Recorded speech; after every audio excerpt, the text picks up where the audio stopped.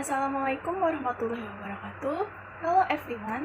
So today in this video, I will explain about productive skill speaking and give some tips for you as students to improve and use to speak English correctly and properly. Well, before I'm going to the whole video, I would like to introduce myself. My name is Baiq Ardelia with NPM 2021 12 500 106, and I'm class of R4B. Alright, without any further ado, let's get to the explanation. Okay, so the term of productive skills is the language skills where the students produce the language themselves. The language skills that are categorized into productive skills are speaking and writing, while reading and listening are as receptive skills.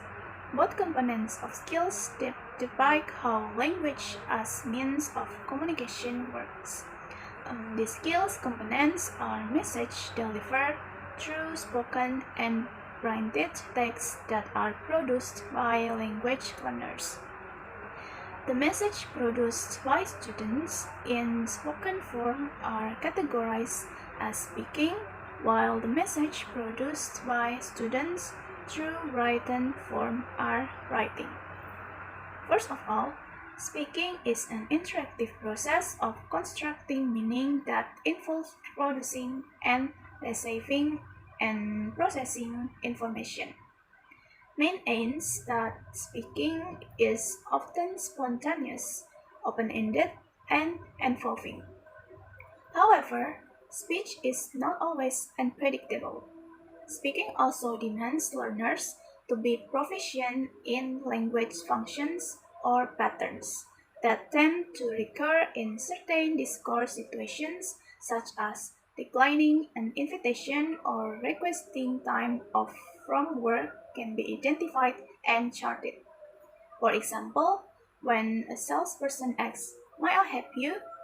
the expected discourse sequence includes a statement of need, response to the need, offer of appreciation, acknowledgement of the appreciation, and a leave-taking exchange.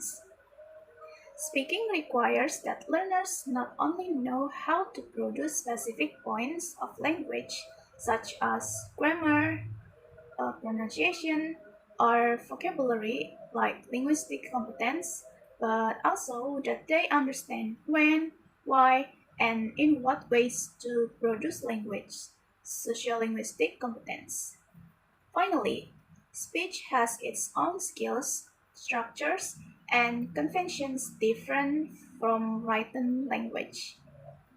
So the first one is the skills and knowledge speaking elements. There are other skills and knowledge as speaking elements, such as micro skills of oral communication that address in teaching speaking, such as 1. Ability to pronounce phonemes correctly. 2. Using appropriate stress and intonation patterns. 3. Speaking in connected speech. 4.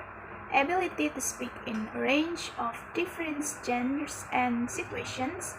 And the last, using a range of conversational strategies.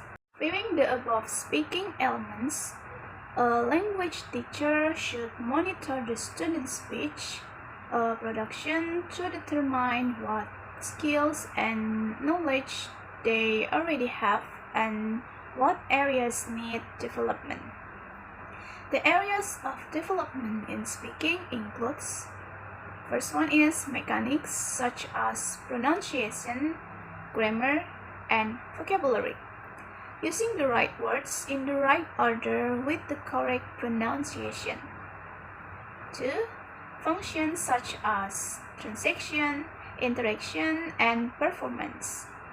Knowing when clarity of message is essential, like transaction or information exchange, and when precise understanding is not required, interaction or relationship building. 3. Social and cultural rules and norms such as turn-taking, rate of speech, length of pauses between speakers, relative roles of participants, understanding how to take into account who is speaking to whom, in what circumstance, about what, and for what reason. Teaching mechanics in terms of pronunciation, students should be taught how to break words into the correct stress patterns using the syllables of the words. In English, we don't always say a word the same way we spell it. Pronunciation patterns, or we call word stress patterns, will also help students reduce their accent. When students are serious about learning English, they will have to learn how to form new patterns. Quick tips for teaching effective pronunciation are presented as follows. 1. Get students to listen to as many native English speakers as they can. Bring in guest speakers or play a variety of audio tapes either on radio or television. 2. Get students to listen to interviews on the internet. 3. Teach your students the English alphabet very slowly and clearly so that they understand the sound and usage well. 4.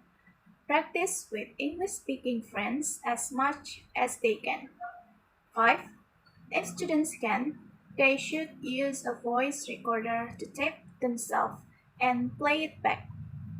This is a great tool to hear strengths and weaknesses and to discuss in class where they think errors were made.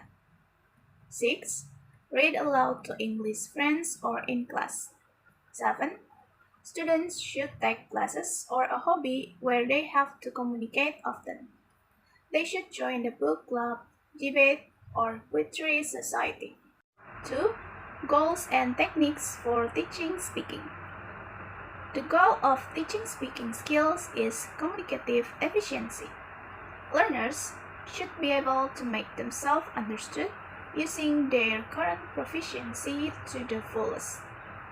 They should try to avoid confusion in the message due to faulty pronunciation, grammar, or vocabulary, and to observe the social and cultural rules that apply in each communication situation. To help students develop communicative efficiency in speaking, teacher can use a balanced activities approach that combines language input, structure output, and communicative output. Language input that gives learners the material they need to begin producing language themselves comes in the form of teacher talk, listening activities, reading passage, and the language heard and read outside of class. Structured output focuses on correct form. In structured output, students may have options for responses, but all of the options require them to use the specific form or structure that the teacher has just introduced. Structured output is designed to make learners or students comfortable producing specific language items recently introduced.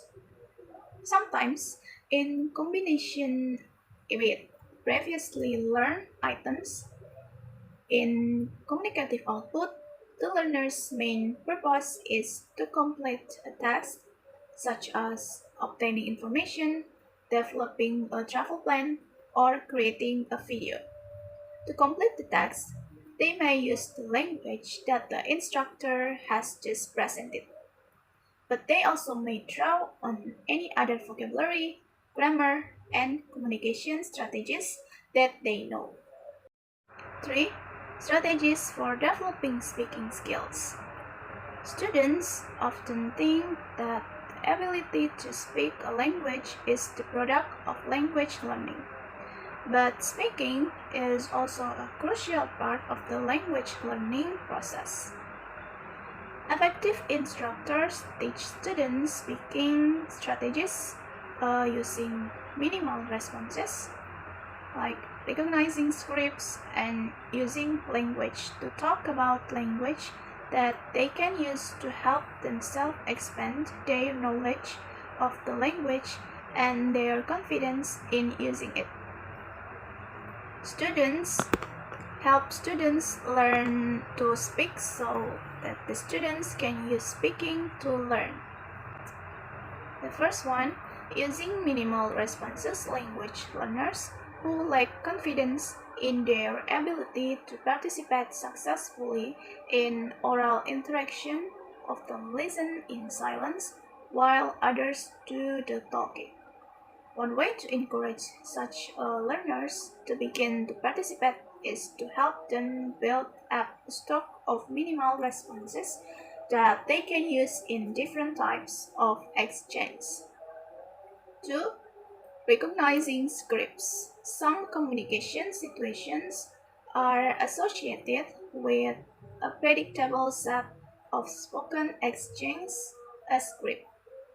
Greetings, apologize, compliments, invitations, and other functions that are influenced by social and cultural norms often follow patterns or scripts. Third, using language to talk about language. Language learners or students are often too embarrassed or shy to say anything when they do not understand another speaker or when they realize that the conversation partner has not understood them.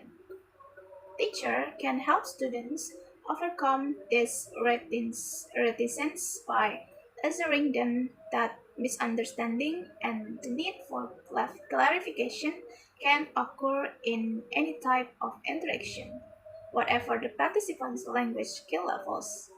Instructors can also give students strategies and processes to use for clarification and comprehensive check. 4. Developing speaking activities. To create classroom speaking activities that will develop communicative competence, teachers need to incorporate a purpose and an information gap and allow for multiple forms of expression. However, quantity alone will not necessarily produce competent speakers. Teachers need to combine structured output activities which allow for error correction and increased accuracy with communicative output that give students opportunities to practice language use more freely. For example, other activities that may develop speaking skills students is like first, general daily conversations with friends, family, school teachers, co-workers, and new people you meet. 2. Answering and talking on the telephone at work. This can be used as a great role-playing game in class. Get two students to pretend they are having a telephone conversation using business English. They can learn practical greetings this way and the class can discuss the topic afterwards. 3. Asking for directions to catch a bus or find a particular location. 4. Dealing with money transactions in stores and banks. 5. Expressing yourself in songs, plays, debates, or reading aloud. Play songs for students and have the lyric on hand. Work on the song a little each day until the whole class is eventually singing along and understand what the song is about. 6. Accustomed to using English-based application to practice your speaking skills, such as Elsa Speak application, Cake Learn English, Duolingo, Cakap Online Learning, and speaking, especially conversations, is about getting the message across and conveying information in the shortest possible way. So students need to get out and about and have conversations in as many practical situations as possible. And here there are a few valuable tips to teach you as students for speaking. The first one is talk slowly and ask questions. 2. Use hand gestures or facial expression to help get your message across. 3. Practice speaking as much as they can in as many different practical situations as they can. 4. Ask someone to write down a word or spell it out for them if they didn't understand it. 5. They need to tell people they are learning English so they can then slow down their conversation. 6. Talk with English friends on a regular basis. 7. When they go to a party or event where there are a lot of people, they should practice introduction and saying hello. It's work because get students to pretend they are meeting for the first time and introducing themselves to one another. 8. Their confidence will grow if they start with short, easy conversation.